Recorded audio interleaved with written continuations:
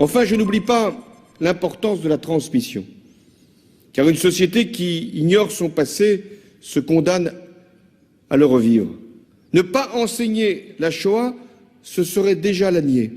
Ne pas enseigner la Shoah, ce serait déjà la nier.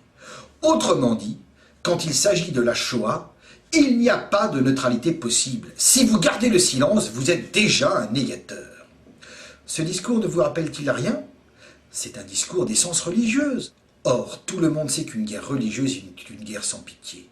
Mais il existe une deuxième raison à la sévérité dans la répression. Nous avons tout d'abord la précarité qui frappe de plus en plus. La zone euro devait être une zone de force économique. Elle s'est révélée être une zone de turbulence. La crise qui se profile depuis 2012 se confirme. En 2014, la déflation était à nos portes. En 2015, elle frappera avec toutes les conséquences prévisibles sur les salaires, le chômage, etc. Or, c'est un fait connu, les crises économiques provoquent des évolutions au sein des peuples avec la montée de partis estampillés extrémistes, un phénomène visible actuellement en Europe. Quant à la France, suite au dernier sondage, un analyste a écrit « La patronne du FN semble assurée de figurer au second tour de la prochaine présidentielle.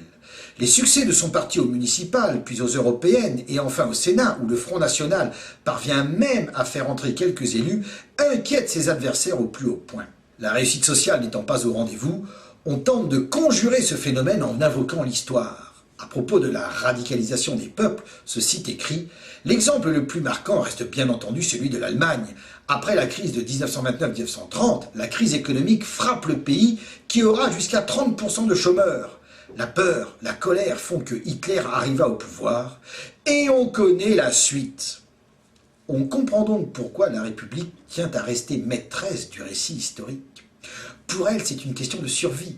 Le national-socialisme doit rester un épouvantail afin de détourner les peuples de toutes les idéologies d'ordre. Tous les ennemis des Juifs sont les ennemis de la liberté. L'histoire nous l'a encore appris.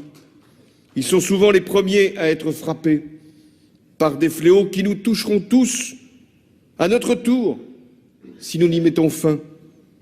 Et c'est pourquoi, en protégeant les Juifs, la République se défend aussi contre elle, par rapport à elle-même. Les Juifs sont chez eux en France. Ce sont les antisémites qui n'ont pas leur place dans la République.